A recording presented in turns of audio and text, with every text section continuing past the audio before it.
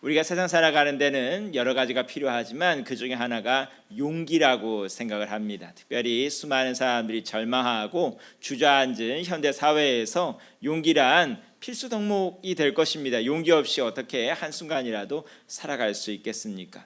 그런데 우리한테 필요한 용기, 어떤 용기가 있을까요? 아마 제일 기초적인 용기 중에 하나는 눈 뜰 용기가 아닐까 싶습니다. 밤잠 잘 때도 내일 아침 눈 뜨는 것 자체를 금시하는 사람도 있고, 눈 뜨고 나서의 펼쳐질 상황에 대해서 염려하는 사람도 있고, 눈을 뜬다는 것 자체도 용기가 필요하다고 생각을 합니다. 청춘 남녀들에게는 프로포즈할 용기도 필요할 겁니다. 그렇죠? 용기가 있어야 자기 자신의 사랑도 고백을 하죠. 또 취직 준비를 하는 분들은 면접 시험 볼 용기도 있어야죠. 그렇죠? 면접관 앞에만 가면 그냥 이가 딱딱 마주치고 다리가 벌벌 떨리고 심장이 두근반 세근반 하는 분들도 많이 있고, 용기를 말할 것 같으면 굉장히 많은 용기가 있을 겁니다. 최근에 서점가에서 크게 히트친 책 중에 하나가 뭐냐 하면 미움받을 용기입니다. 미움받을 용기, 미움받는 것도 용기가 필요하다는 거죠. 얼핏 들으면 이해가 잘 안 가요. 미움받는데 뭐 용기가 필요해? 미움은 왜 받을까요? 내 고집을 내세울 수 있어야 미움도 받는 겁니다. 그렇죠? 다른 사람들 하는 대로 그대로 따라가고 다른 사람들이 하자는 대로 하는데 뭐 미움받을 일이 있겠습니까? 미움을 받는다는 것 자체가 자기 자신의 주관성, 정체성, 또 고집 이런 것을 내세웠을 때나 미움을 받을 수 있는 건데, 그 미움조차도 용기가 있어야 받는 겁니다. 그 두려우면 그냥 숨어 들어가는 것이죠. 내 방식대로 살아갈 수 있는 용기, 그것이 미움받을 용기라고 할 수가 있습니다. 그리스도인에게는 어떤 용기가 필요할까요? 오늘 우리가 읽은 3절부터 나오는 환난 자체도 용기가 있어야 환난에 들어갈 수가 있습니다. 변절을 하든 뭐를 하든 뛰쳐나오려고 하지 환난에 들어가는 것 자체가 용기가 필요한 행위입니다. 그런가 하면 인내는 어떻습니까? 참는 것도 용기가 필요하지요. 용기가 없이 어떻게 참을 수가 있겠습니까? 그런가 하면 소망이 또 나오는데, 소망도 용기가 있어야 소망을 할 수가 있는 겁니다. 용기가 없는 사람은 절망밖에 없겠죠. 그렇죠? 소망도 용기가 있어야 됩니다. 근데 이 모든 것이 지금 나온 환난이라든지 또 인내라든지 제가 연단을 뺐는데 연단이라든지 소망이라든지 이 모든 것이 다 이어지는 종착역이 어디냐 하면 5절에 나오는 하나님의 사랑입니다. 지금까지 나온 모든 얘기들, 이 모든 덕목들, 이 모든 갖춰야 될, 구비해야 될 이 모든 덕목들이 궁극적으로 지향하는 것이 바로 하나님의 사랑이라는 것입니다. 세상에 가장 용기 있는 행동이 사랑하는 행동입니다. 사랑이 왜 많은 용기가 필요하냐? 첫째는 사랑을 하려면 손해를 보게 됩니다. 사랑하면서 이익을 본다는 말은 그거는 거짓말입니다. 남자든 여자든 뭐 친구든 간에 사랑한다는 사람끼리 누가 더 사랑하느냐를 알려면 뭘 보면 되느냐? 누가 손해를 보고 있느냐를 보면 압니다. 누가 손해를 보고 있느냐? 사랑을 해서 사랑이라는 걸 해서 어느 한쪽이 커다란 이익을 보면서 그 사람이 제일 사랑한다는 것은 말이 되지 않습니다. 사랑하는 사람은 반드시 손해보게 되어 있습니다. 요즘같이 부모 자식 간에도 이익을 따지는 그런 사회에서 손해본다는 것 여간한 용기가 필요한 것이 아닙니다. 사랑하겠느냐는 말은 손해볼 각오가 돼 있냐는 뜻입니다. 여러분은 사랑할 용기가 있습니까? 예수님께서 십자가에 달려 돌아가셨을 때 누구를 위하여 돌아가셨어요? 나를 위하여, 우리를 위하여 돌아가셨는데, 우리가 지금까지 로마서 읽어보면 우리가 뭐래요? 죄인이라는 것이 문제지요. 7절 말씀을 보면 의인을 위하여 죽는 자가 쉽지 않고 의인을 위하여 죽는 자 많지 않습니다. 아무리 의롭다 할지라도 그야말로 세상에 위대한 인물이라 할지라도 그 사람을 위해서 목숨을 내놓겠냐? 쉬운 얘기가 아닙니다. 하다못해 부모 자식 간에도 네 자식을 위해서 또는 너희 부모를 위해서 목숨을 내놓겠냐고 했을 때 내놓겠습니다고 할 만한 사람이 이렇게 말로만 할 수 있을 때는 많은데 실제로 그 상황에 가서는 얼마나 있는지 알 방법이 없습니다. 그런가 하면 7절 말씀 중반을 보면 선인을 위해서, 착한 사람을 위해서도 죽는 사람이 많지 않습니다. 그런데 문제는 뭐라고요? 우리가 죄인이라고요. 예수님은 누구를 위해서 돌아가셨다고요? 죄인을 위해서 돌아가셨다고요. 그러면 생각을 좀 해볼까요? 죄인 위해서 죽었을 때 예수님께 이익되는 게 뭐가 있을까요? 얘기가 복잡한가요? 그러면 제가 이렇게 얘기를 해볼게요. 최근에 보면 강남역에서 묻지마 살인을 벌인 사람을 놓고 선고가 떨어졌죠. 엄청나게 중형이 떨어졌습니다. 그렇죠? 뭐 예를 들자면 징역 15년 떨어졌다 쳐요. 징역 15년 떨어졌어요. 그런데 그 사람이 추가적으로 다른 범행들이 발각돼서 사형을 받았다 쳐요. 사형을 받았습니다. 누군가 나서서, 여기 중에 계신 분이 누군가 나서서 제가 대신 사형을 받을게요 할 만한 분이 얼마나 있을까요? 다른 사람도 아니고 살인범이래요. 흉악한 죄인이래요. 그야말로 사형이라는 엄청난 중형을 언도받은 사람을 위해서 내가 대신 죽을게요 할 사람이 여기 누가 있어요? 없지요. 왜 없어요? 죽어서 의미가 없기 때문입니다. 내가 저 사람을 위해서 죽었다 한들 역사에 남는 것도 아니고, 야 대단한 의로운 행동을 했다는 것도 아니고, 오히려 다른 사람들이 다 손가락질하겠죠. 그 흔히 말해서 쓰레기 같은 사람 위해서 죽어서 너한테 무슨 이익이 있느냐 하겠죠. 그런데 그런 일을 누가 했다는 거예요? 예수님께서 하셨다고요.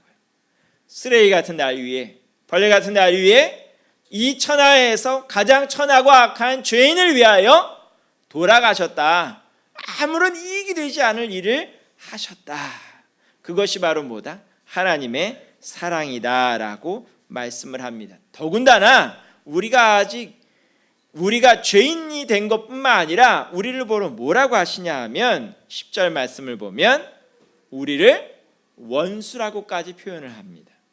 단순히 저 사람이 문제가 많고 죄인이다 수준이 아니라 하나님과 원수된 사람이었다는 거죠. 우리가 아직 주님과 원수되었을 때 원수를 위하여 예수님은 목숨을 내어 놓으셨다라고 말씀하는 것입니다. 그러한 사랑의 결과가 무엇이냐 하면 화평입니다. 최근에 본 다른 그 프로에서는 어떤 얘기가 나오냐 하면 연세 많이 드신 부부예요. 그런데 부부가 같이 살긴 하는데 사실상 왼수예요. 왼수. 남편이 교장 선생님까지 하신 분임에도 불구하고 집에 들어오면 거의 김일성 수준이에요. 김일성 수준이고 부인 말 절대 안 들어주는 거예요. 그래서 부인이 오랜만에 용기를 내가지고 뭔가 남편한테 얘기를 꺼내자마자 단박에 퇴짜를 맞았어. 그런 모습 보여주면서도 같이 사는 거예요. 그래서 그 인터뷰에서 이렇게 부인 얘기를 들어보는 거예요. 할머니 얘기를 어떻게 그러고 사시냐고 그랬더니 참고 사는 거예요. 참고 사는 거. 그럼 그 부부에게 화목이라는 것이 있을까요? 그건 화목이 아니라 침묵입니다. 침묵과 화목은 완전히 다른 얘기입니다. 침묵은 누군가에 의해서 억눌려 있다는 뜻이지 그거 자체가 화평하거나 화목하다는 뜻은 결코 아닙니다. 그러면 화평하기 위해서, 화목하기 위해서는 뭘 해야 될까요? 사랑을 해야죠. 입에 붙은 사랑이 아니라 어떤 사랑이요?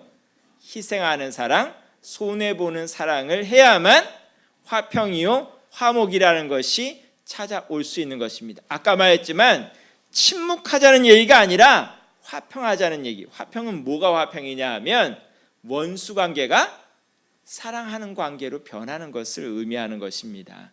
그냥 무조건 이악 물고 참는 관계가 아니라 하나님과 우리가 서로 사랑하는 관계가 되듯 주 안에서 원수 관계가 풀어지고 맺혔던 것이 풀어지는 관계가 되는 것, 그것을 하기 위해서 누가 먼저 사랑해야 될까요? 내가 먼저 사랑해야죠. 꼭 이런 결론에 가까워지면 꼭 하는 얘기가 있죠.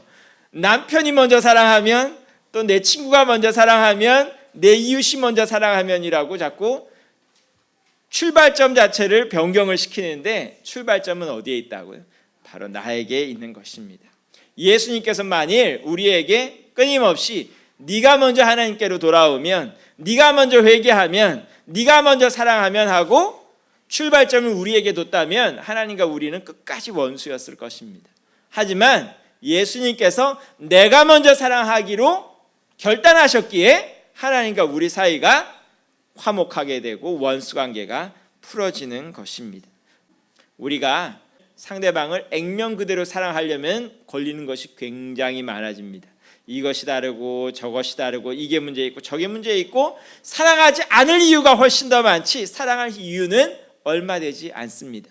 그러나 사랑해야 될 이유 자체를 예수 그리스도에게서 찾으면 얘기는 완전히 달라질 수가 있습니다. 내가 상대방을 사랑해야 되는 이유는 내가 먼저 사랑을 받았기 때문입니다.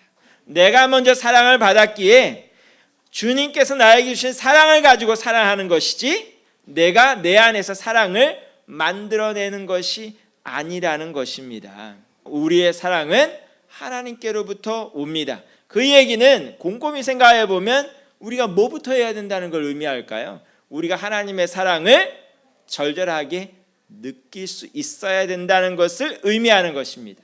하나님의 사랑을 절절히 느낀다는 건 무엇을 의미하느냐? 지금까지 우리가 로마서에서 보았듯 우리가 죄인인 것을 깨닫는 데에 그 시발점이 있습니다. 우리가 죄인이라는 것을 깨닫지 못하면 하나님의 사랑도 그렇게 큰 의미가 없습니다.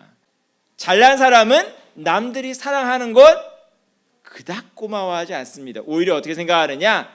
당연하다고 생각을 하죠. 당연하다고 생각을 합니다. 그런데 내가 잘나지 못했음을 아는 사람, 내가 죄인인 걸 아는 사람은, 내가 문제점이 많다는 걸 아는 사람은 조금이라도 남의 사랑을 받는 거에 대해서 너무나 감사해야 할 줄 아는 사람인 거죠. 우리가 하나님 앞에서도 죄인임을 깨닫지 못하면 하나님의 사랑이 오히려 당연하게 느껴집니다. 나 정도 되면 당연히 사랑해 주셔야지. 내가 하나님 앞에 헌신한 게 얼마고 헌물한 게 얼마며 봉사한 게 얼마고 지금까지 하나님 앞에 행한 것이 얼마인데 당연히 사랑을 받아야지 라고 생각을 하게 됩니다.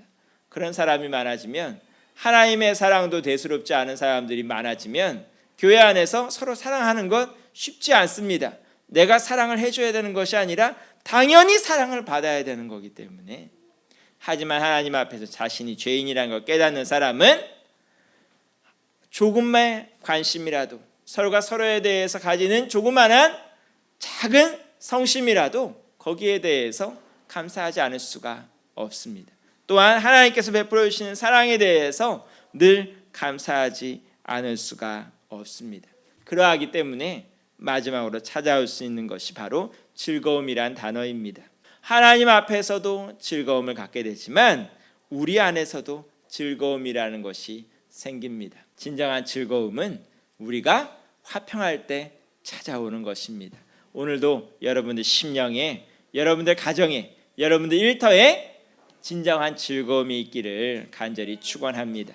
뭐를 하면서도 그야 흔히 말하듯 죽지 못해 사는 삶, 죽지 못해 살아가고 죽지 못해 관계를 맺고 죽지 못해 일을 하는 삶, 얼마나 답답한 삶입니까? 애들도 힘들고 젊은이도 힘들고 어르신도 힘들고 모든 사람들에게 즐거움이 사라지는 이 세상에서 주 안에서 화평을 누리고 주 안에서 사랑하면서 즐거움이 넘쳐날 수 있기를 간절히 축원합니다. 기도하겠습니다.